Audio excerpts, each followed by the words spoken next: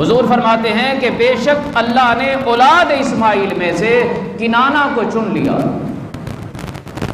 پھر کیا ہوا؟ فرمایا وَاصْطَفَىٰ قُرَيْشًا مِنْ کِنانَةَ۔ حضور فرماتے ہیں کہ پھر اللہ نے کنانہ میں سے قریش کو چن لیا۔ اور پھر نبی کریم صلی اللہ علیہ وسلم ارشاد فرماتے ہیں وَاصْطَفَىٰ حَاشِمًا مِنْ قُرَيْشٍ۔ حضور فرماتے ہیں کہ پھر اللہ نے قریش میں سے ہاشم کو چنا، اور ہاشم کی اولاد میں سے اللہ نے مجھے چنا ہے۔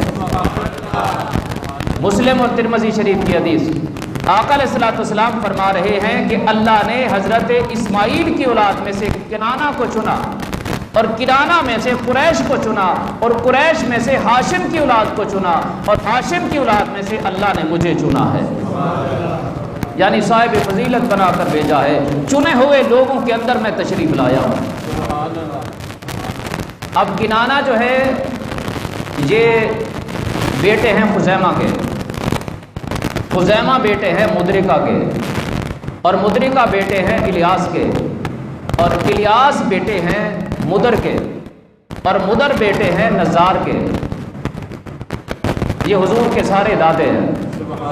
حضور کے دادوں کا ذکر آیا ہے تو یہ کنانہ جو ہیں مدر کے یوں سمجھیں کہ چوتھے اولاد میں سے ہے۔ مدر کے بیٹے الیاس، الیاس کے بیٹے مدرکہ، مدرکہ کے بیٹے ہیں خزیمہ، اور خزیمہ کے بیٹے ہیں کنانہ، جن کا حضور ذکر فرما رہے ہیں کہ اللہ نے بنی اسماعیل میں سے کنانہ کو چنا۔ تو کنانہ کے بھی دادا پر دادا ہیں مدر، مدر کے والد کا نام ہے نزار۔ نزار کے جب وصال کا وقت قریب تھا، تھوڑا وقت رہ گیا تھا، ان کو بڑھاپا آ گیا تھا، ان کے تھے 4 بیٹے، ایک مدر، ربیہ، ایاد اور انمار، یہ 4 بیٹے تھے۔ نزار نے ان 4 بیٹوں سے کہا کہ یہ سرخ قبہ، اس کے متعلقہ چیزیں ایک بیٹے کی ہوں گی، اور جو چیزیں ہیں مثال کے طور پر ندوہ کی مجلس جو تھی، ایک مجلس تھی، گھر تھا، ایک جگہ تھی، بیٹھک تھی، فرمایا کہ اس کے متعلقہ چیزیں ایک بیٹے کے پاس ہوں گی۔ اس طرح آپ نے اپنی جائیداد وراثت چیز کو اپنے بیٹوں میں ذکر کیا کہ فلاں فلاں چیز ایسے ایسے تقسیم کر لینا، لیکن باپ نے اپنا فیصلہ اٹل نہیں رکھا، اپنا فیصلہ اٹل، انہوں نے ذکر کیا، کچھ بتایا، لیکن اس کے بعد فرمانے لگے کہ اگر تم بھائیوں میں اختلاف ہو جائے تقسیم میں تو جرہم یا جرہم، نجران کا وہ جو جرہمی ہے عرب خاندان میں سے کہلاتا تھا، یہ عرب میں سے ہے، ایک بڑا سردار تھا، بعض نے اس کا نام افعا یا افعا بھی ذکر کیا۔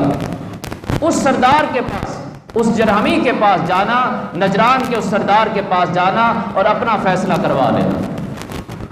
بیٹوں نے کہا جی ٹھیک ہے۔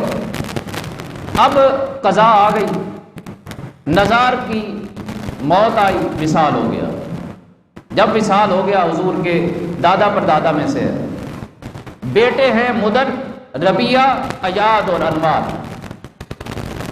پھر مدر میں سے الیاس، اور الیاس میں سے مدرکہ، اور مدرکہ میں سے خزیمہ، اور خزیمہ میں سے کنانہ، اور کنانہ میں سے ندر یا ندر۔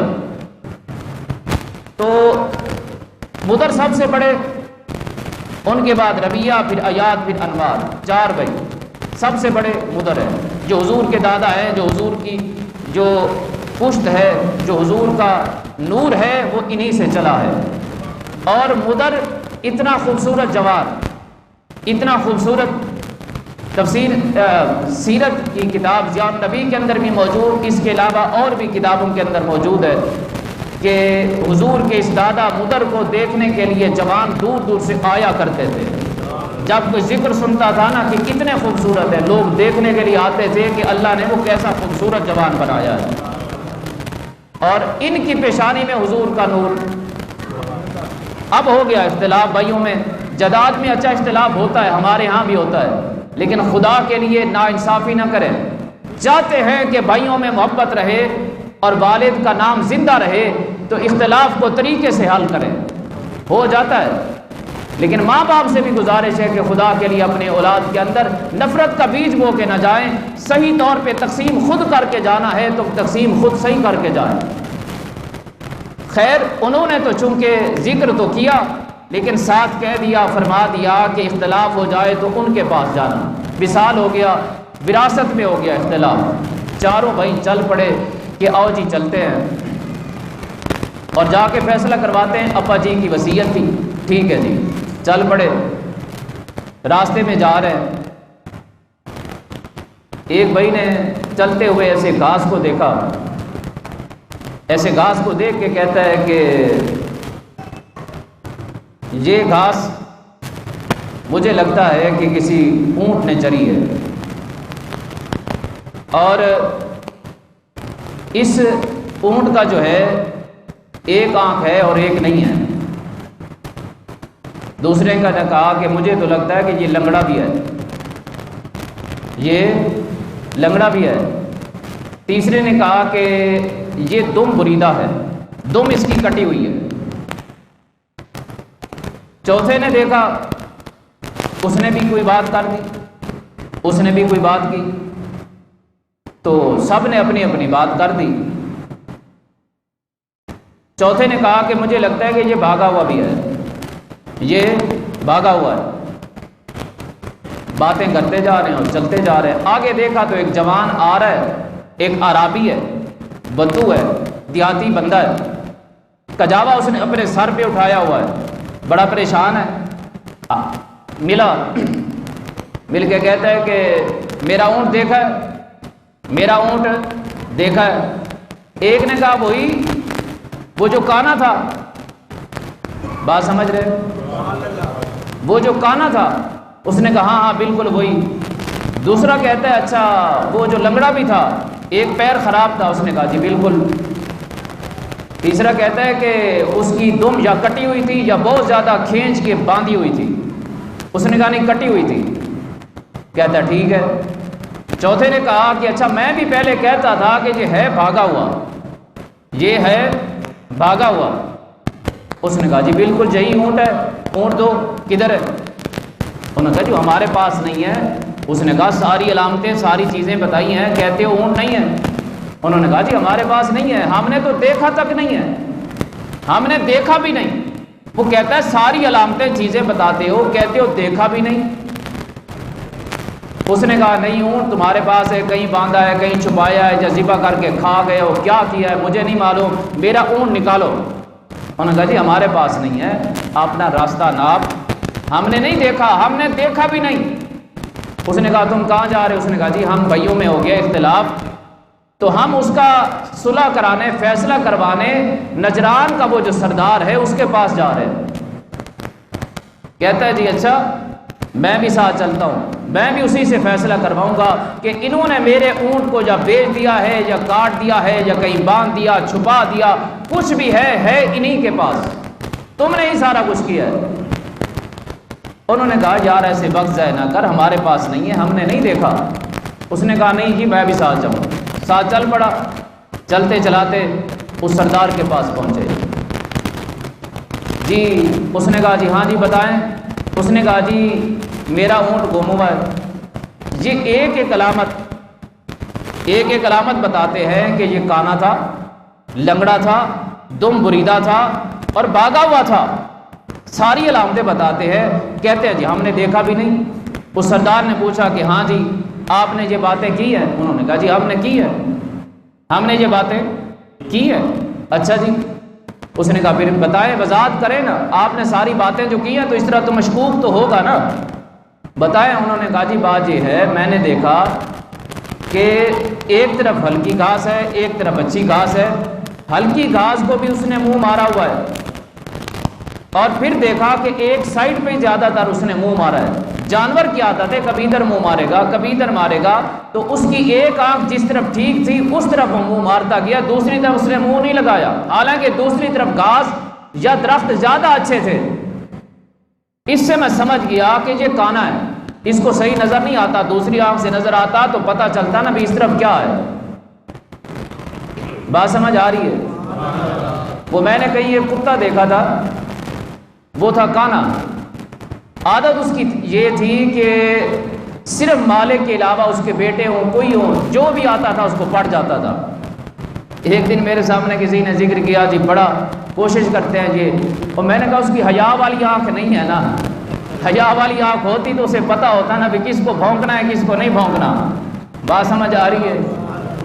ادھر بھی ایسے لوگ کچھ ہوتے ہیں جن کی حیا والی آنکھ نہیں ہوتی، نہ دیکھتے ادب کو، نہ مرتبے کو، نہ مقام کو، نہ چیز کو، نہ لحاظ، وہ بھونکتے ہی بھونکتے ہیں جی، ان کی عادت ہے بھونکنا۔ ہاں ان کی مجلس سجتی ہی اسی طرح ہے، عزت داروں کی عزت کو اچھالنا، بات کرنا۔ کیوں؟ ان کی حیا والی آنکھ ہوتی نہیں ہے، ایک آنکھ ہوتی ہے، ایک طرف دیکھتے ہیں، دوسری سائڈ ان کو نظر۔ مجھے میرا خیال ہے آپ کو بات سمجھ نہیں آ رہی۔ وہ ہر بندے کی زندگی میں ایسے لوگ ہوتے ہیں، ہر بندے کی زندگی میں ایسے لوگ دو چار ہوتے ہی ہیں جن کا کام یہی ہے، ڈیوٹی یہی ہے، بانٹی گئی ہے نا شروع سے۔ اس نے کہا کہ یہ کانا تھا، میں نے یہ دیکھا، سب کچھ میں اندازہ لگا گیا کہ یہ کانا ہے۔ دوسرے سے پوچھا، آپ نے کہا جی لنگڑا ہے۔ اس نے کہا میں نے اس کے قدموں پہ، پیروں پہ غور کیا، اس کے قدموں کے نشانوں پہ غور کیا، ایک پیر کا نشان پورا نہیں تھا، پورا پیر زمین پہ نہیں لگا ہوا تھا، آدھا آدھا یا تھوڑا تھوڑا لگتا تھا، مجھے اندازہ ہو گیا کہ یہ لنگڑا بھی ہے۔ تیسرے نے کہا جی، اس نے کہا جی میں نے دم بریدہ اس لیے کہا کہ دم کٹی ہوئی ہے کہ اونٹ جب مینگنا کرتا ہے اگر اس کی دم ٹھیک ہو، مینگنا ٹوٹا ہوا ہوتا ہے کیونکہ وہ دم کے ساتھ لگ کے آتا ہے۔ دم کٹی ہوئی تھی، دم کو نہیں لگتا تھا، مینگنے پورے پورے سلامت تھے، اس لیے مجھے اندازہ ہو گیا کہ یا تو اس نے بہت زیادہ دم کو کھینچ کے پیچھے باندھ دیا اوپر کجاوے کے ساتھ، یا پھر اس کی دم ہے نہیں اس لیے ایسا ہو رہا ہے۔ اس نے کہا جی اچھا۔ چوتھے سے پوچھا، ہاں بھی تم بتاؤ، تم نے کہا کہ بھاگا ہوا ہے۔ اس نے کہا کہ قدم ذرا اس کے لمبے لمبے پڑے ہوئے تھے اور اس کا انداز جو قدموں کا تھا، جو چیز تھی وہ بتاتی تھی کہ یہ بھاگا ہوا ہے، یہ آرام سے نہیں چل رہا، مالک کے ساتھ نہیں، چلتی ہوئی آرام سے چلتے ہوئے جانور کے قدموں کا جو فاصلہ ہے وہ تھوڑا ہوتا ہے اور بھاگنے والے کے قدموں کا فاصلہ زیادہ ہوتا ہے۔ آپ اندازہ لگائیں کہ کتنے سیانے تھے، سیانے تھے نا، اور چاروں عقل مند۔ فیصلہ کیوں نہیں ہو رہا تھا یہ بھی بتا دوں ایک بات، اللہ نے نا سب کو برابر نہیں بنایا، انسانوں کو سب کو برابر اس لیے نہیں بنایا، سب برابر ہوتے تو کام دنیا کا ہونا ہی نہیں تھا۔ وہ کہتا میں کیوں کروں، میں بھی تو تمہاری طرح ہوں، جاؤ تم کرو۔ گھر کا کوڑا تک نہ اٹھاتے، حقیقت بات ہے۔ چاروں بھائی اگر چاروں ایک جیسے ہوں، بڑے چھوٹے نہ ہوں، سب برابر پیدا ہوں، سب عقل مند ہوں، ایک جیسے ہوں، علم، فراست، عقل ہر چیز کے اندر، تو کوئی بھائی گھر کا کوڑا اٹھا کے باہر نہ پھینکتا۔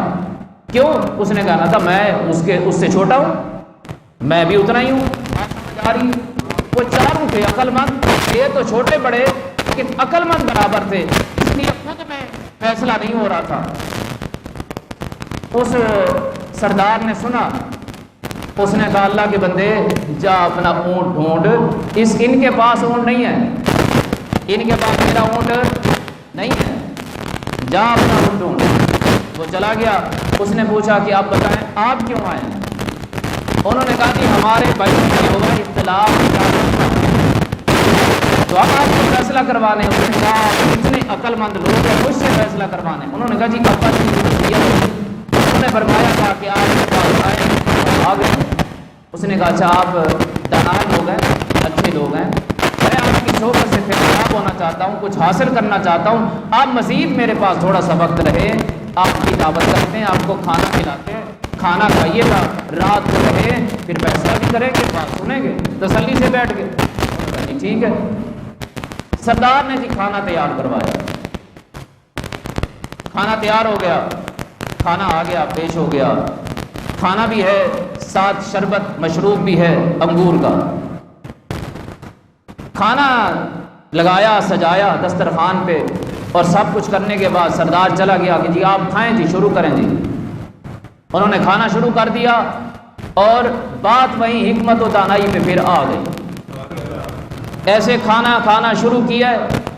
ایک بھائی کہتا ہے کہ کھانا بہت اچھا ہے، کاش اس بکرے نے کتیا کا دودھ نہ پیا ہوتا، اس بکرے نے کتیا کا دودھ نہ پیا ہوتا۔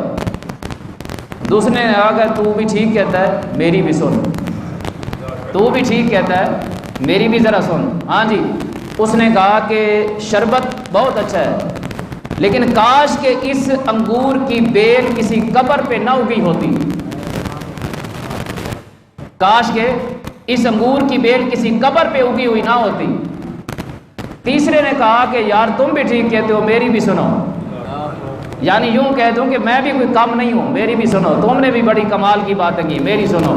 جی، اس نے کہا کہ کہتے تو ہیں کہ یہ عرب سردار ہے، عرب سردار ہے، لیکن مجھے لگتا ہے کہ یہ غیر عرب ہے، کسی غیر عرب کا خون ہے، یہ عرب نہیں ہے، عربی نہیں ہے۔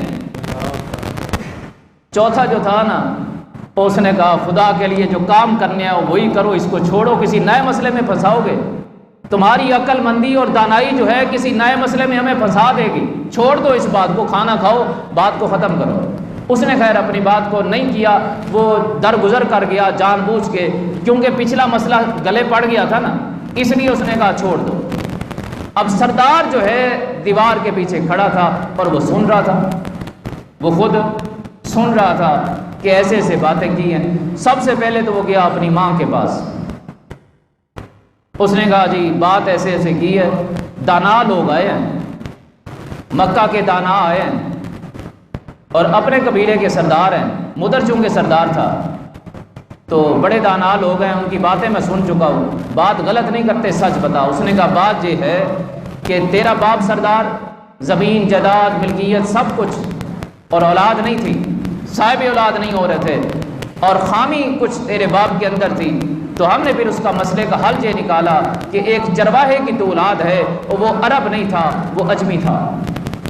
میں بڑی پردے میں بات کر گیا ہوں، کیونکہ بات اچھی نہیں اتنی کہ بندہ جو ہے اس کو اتنی وضاحت میں بات کھول کے بیان کرے۔ اس نے کہا ٹھیک ہے، سمجھ گیا، وہاں سے چلا، اب گیا اس باورچی کے پاس، کوک کے پاس، کہ تو نے یہ کیا پکایا؟ اس نے کہا جی بکرا آپ کے سامنے تو ذبح کیا۔ اس نے کہا وہ تو میں نے بھی دیکھا تھا، لیکن مجھے یہ بتاؤ کہ یہ بکرا کیسے پالا تھا؟ اس نے کہا جی جب یہ بچہ ہوا نا تو اس کی ماں جو تھی، وہ بکری جو تھی وہ مر گئی، تو میں اس کو دودھ پلاتا تھا بکریوں کا، لیکن یہ چھوٹا تھا تو کبھی کبھی یہ کتیا کے نیچے بھی جا کے گھس جاتا تھا، اس نے بھی بچے دیے ہوئے تھے، اس کا دودھ تھا تو یہ پی لیتا تھا بہت دفعہ، چونکہ یہ گھر ہوتا تھا، میں جانور لے کے جاتا تھا، پیچھے ایسا ہوتا رہا۔ اس نے کہا ٹھیک ہے۔ اب وہ کک سے اس نے پوچھا کہ یہ بھی بتاؤ کہ یہ جو مشروب تھا، شربت تھا انگور کا، یہ کہاں سے حاصل کیا؟ اس نے کہا وہ جو انگوروں کی بیل آپ کے باپ کی قبر پہ نہیں لگائی، اس کے انگور پکے تھے، وہاں سے انگور حاصل کیے اور اس سے کشید کر کے یہ شربت بنایا۔ اس نے کہا ٹھیک ہے، آ گیا جی، آ کے بیٹھ گیا، بیٹھا، اس نے کہا جی میں نے تمہاری ساری باتیں سنی ہیں، ساری کی تصدیق بھی کی ہے، سب ٹھیک ہے، ساری باتیں ٹھیک بھی ہیں، غلط بھی نہیں، لیکن مجھے بتاؤ تو صحیح یہ جانتے کیسے ہو، تمہیں پتہ کیسے چلتا ہے؟ سب سے پہلے نے کہا کہ بات یہ ہے کہ جب میں نے گوشت کھایا اور اس کو میں نے دیکھا، جو بکرا وغیرہ، دمبا، بھیڑ، بکری، یہ سب جانور، اتنے یہ حلال جانور جتنے ہیں، ان سب کا نیچے ہڈی ہوتی ہے، اندر اس کے اوپر گوشت ہوتا ہے، اس کے اوپر چربی ہوتی ہے، اس کے اوپر جلد ہوتی ہے، کھال ہوتی ہے، ٹھیک ہے؟ اس نے کہا کہ اس کی ہڈی کے اوپر چربی اور پھر گوشت تھا، ہم سمجھ گئے کہ حلال جانور بکریوں کا جو ہے اس وقت حلال حرام کا یہ تفریق نہیں تھی، یہ حضور نے فرمائی ہے، یہ بھی بتا دو، لیکن انہوں نے بکرا اور میڈا اور ان چیزوں کا فرق اور ان چیزوں کا فرق بھی جانا ہوا تھا، اس لیے وہ جانتے تھے، انہوں نے کہا کہ یہ فرق تھا، ہم سمجھ گئے کہ تھا تو بکرا ہمارے سامنے ذبح ہوا تھا، لیکن جب گوشت کے اندر اثرات وہ پائے تو ہم سمجھ گئے کہ اس نے دودھ پیا ہے۔ بات سمجھ آئیے؟ تو دوسرے سے پوچھا ہاں جی آپ نے مشروب کا کہا، اس نے کہا جی شربت ہوتا ہے، جیسے ایک شربت کا نام ہے نا روح افزا، بندے کو تازگی دیتا ہے، فرحت دیتا ہے، شادمانی دیتا ہے۔ آپ شربت پئیں جتنے ہے، کرسی کا ہے، وہ دوسرا ہمدرد کا ہے، ٹھیک ہے جی، ان میں سے یا کوئی اور شربت بھی ہیں، وہ کوئی پیے نا، شربت کا کام ہی یہی ہوتا ہے کہ فرحت دے گا، تازگی دے گا، آپ کا دل حشاش بشاش، آپ تھکے ہوئے آئیں، گرمی میں آئیں، پسینہ ہے، جتنا گھبراہٹ ہے، شربت پئیں گے تو آپ کو سکون آئے گا، آپ خوش ہو جائے گی۔ ایسا ہوتا ہے جی، شربت کہتے ہیں اسی کو ہے۔ اس نے کہا کہ لیکن اس کو پینے کے بعد مجھ پر اداسی چھانا شروع ہو گئی، اداس ہونے لگ گیا، حالانکہ یہ فرحت بخش ہوتا ہے، خوشی ہونی چاہیے تھی، طبیعت فریش ہونی چاہیے تھی، اداسی چھا گئی۔ تو میں سمجھ گیا کہ عرب کے اندر ایک روٹین ہے، ایک رواج ہے کہ قبر میں انگور کی بیلیں یا اس طرح کی چیزیں لگا دیتے ہیں۔ تو میں نے اندازہ لگایا کہ یہ انگور کسی قبر سے توڑے گئے ہیں، اس لیے پینے کے بعد اداسی ہوئی ہے، فرحت نہیں ہوئی۔ اس نے کہا جی بالکل ٹھیک ہے۔ اب جو ہے تیسرے سے پوچھا کہ آپ نے کہا جی یہ غیر عرب کا بیٹا ہے، کیسے؟ اس نے کہا کہ ہم عرب جو ہیں، جو حضرت ابراہیم کی اولاد میں سے ہیں، حضرت اسماعیل کی اولاد میں سے ہیں، چونکہ آپ تھے ہی سیدھے انہی کی اولاد میں سے، ہم عرب کی یہ رواج اور روٹین ہے کہ جب ہمارے پاس مہمان آتا ہے ہم مہمان کے ساتھ کھانا کھاتے ہیں۔ کوئی بھی عرب جو ہوگا وہ کھانا مہمان کو اکیلے نہیں دے گا، یہ ہماری روٹین ہے۔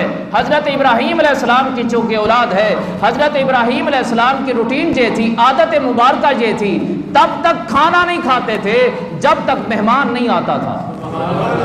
اور